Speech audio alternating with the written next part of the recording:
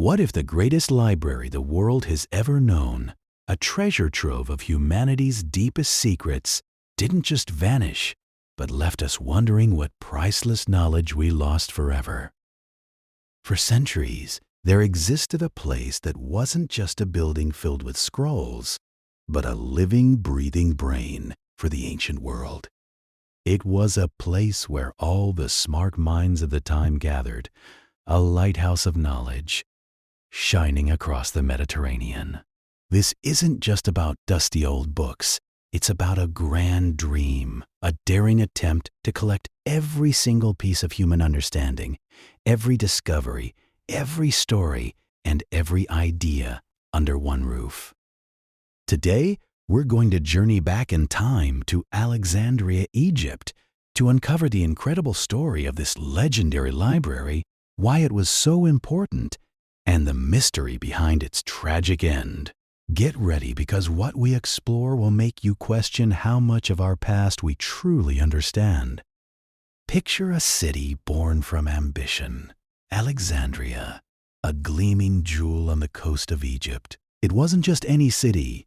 It was built by Alexander the Great, a conqueror with a vision, and then made magnificent by his successors, the Ptolemaic kings. In this vibrant metropolis, around the 3rd century BCE, something truly revolutionary began to take shape: the Great Library of Alexandria. This wasn't merely a storage facility for texts. It was a beacon, a massive lighthouse of learning that drew scholars and thinkers from every corner of the known world. For hundreds of years, it stood as the ultimate symbol of human curiosity, a place where the hunger for knowledge was not just satisfied, but celebrated and pushed to new limits. It was an enduring emblem of intellectual ambition, a place that aimed to literally encompass the entirety of the world's wisdom. A task so immense, it almost sounds like something out of a myth. At its heart, this library was more than just a collection. It was a vibrant center, a buzzing hive of scholarship, a true sanctuary where the pursuit of knowledge wasn't just tolerated, but actively encouraged and funded by the kings themselves. It became a university, a research institute, and a public archive, all rolled into one magnificent institution. Imagine a place where the most brilliant minds of an era could dedicate their lives to discovery, debate, and creation, all supported by an unparalleled resource. This was Alexandria's gift to the world, a testament to what humanity could achieve when united by a common goal: understanding everything. The sheer scale of this dream began with Ptolemy I Soter, one of Alexander's generals, who after Alexander's death became the ruler of Egypt. He envisioned a library that would surpass all others, not just in size, but in the breadth and depth of its collection. His son, Ptolemy II Philadelphus, took that breathtaking ambition and ran with it, transforming it into a reality. Their mission was straightforward, yet monumental: gather every known scroll, every written word, from every civilization. They sent out agents across the Mediterranean and beyond, buying scrolls, borrowing them to copy, and even seizing them from ships that docked in Alexandria's busy port. Legend has it that every book arriving in Alexandria was copied, with the original kept in the library and the copy returned to its owner. This monumental collection was housed within the famed Mouseion, a Greek word meaning Temple of the Muses. The Muses were the goddesses of inspiration for literature, science, and the arts. And the Mouseion was exactly that: a place consecrated to the Muses, a hub of intellectual and artistic endeavor. It wasn't just a library. It was an academy, a research center, complete with lecture halls, dissection rooms, observatories, and botanical gardens. Scholars who worked there were paid salaries, provided with lodging, and given free meals, allowing them to dedicate their entire lives to learning and research without distraction. The size of its collection is still debated today, but conservative estimates suggest hundreds of thousands of papyrus scrolls, perhaps even close to 500,000 or more at its peak. To put that into perspective, a single papyrus scroll might contain only one book, or even just a chapter of a longer work. So, this wasn't like modern libraries with millions of books. This was an almost unimaginable amount of information for the ancient world. The collection represented a dizzying range of disciplines: philosophy, history, poetry, medicine, mathematics, astronomy, law, geography, and more. It was a universal library, a true attempt to capture the sum total of human knowledge up to that point. Among the scholars drawn to this intellectual paradise were some of the brightest minds humanity has ever produced. There was Aristarchus of Samos, who proposed the revolutionary idea that the Earth revolved around the Sun. Centuries before Copernicus, this heliocentric model, though largely ignored by his contemporaries, was born within the Mouse-Ion's walls.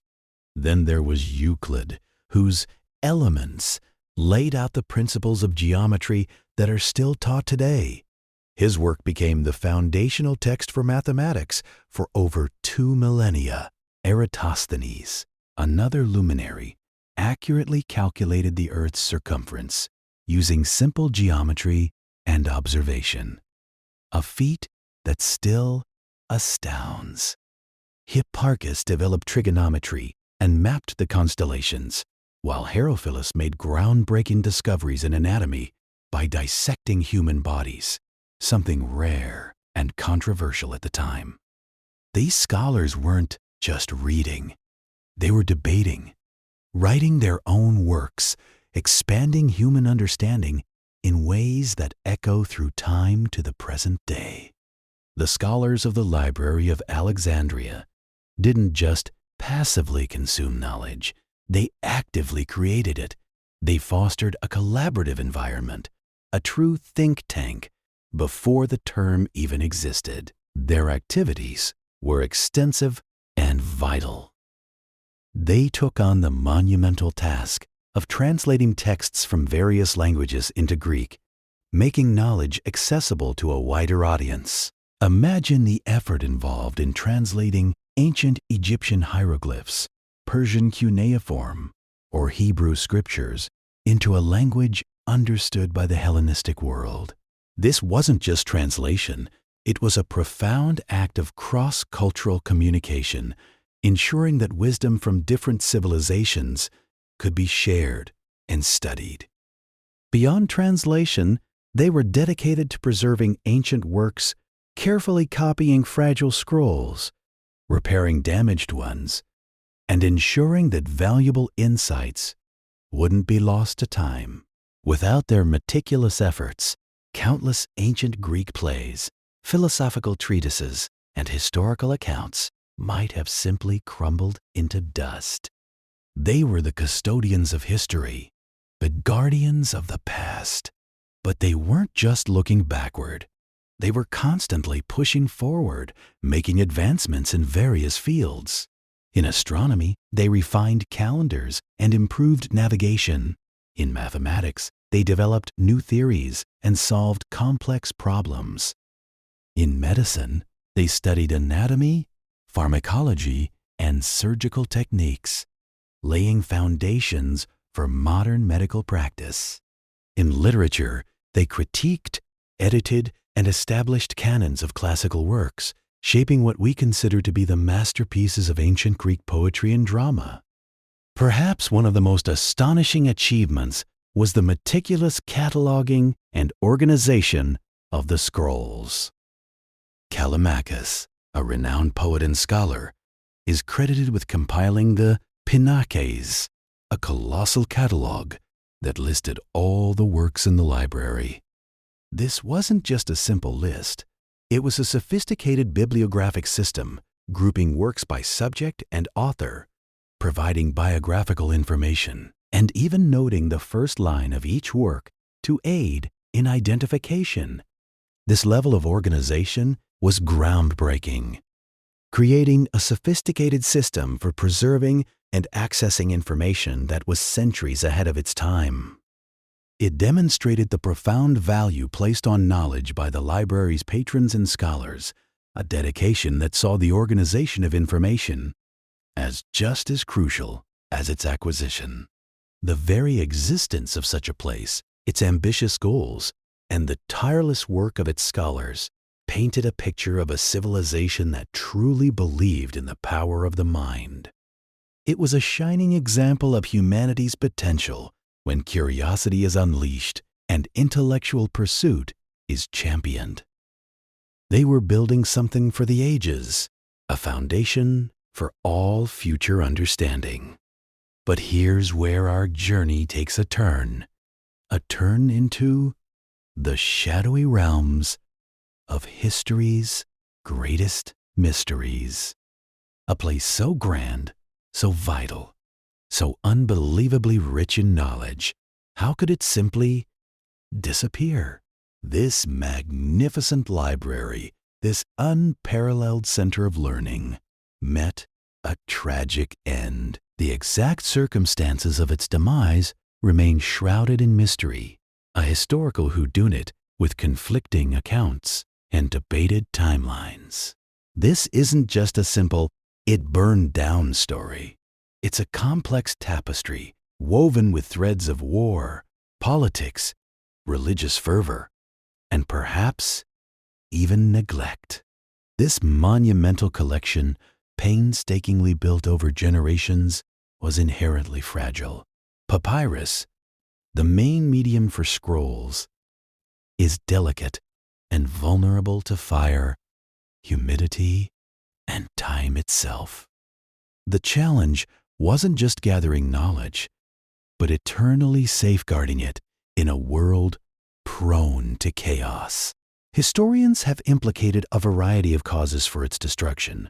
The most commonly cited event points to a fire set by Julius Caesar in 48 BC during his Alexandrian War. Caesar found himself trapped in the city, and to prevent his ships from being captured, he ordered them to be set ablaze. The fire, according to some ancient sources, spread to the docks and then to some of the city's buildings, including the library's warehouses, or a smaller annex.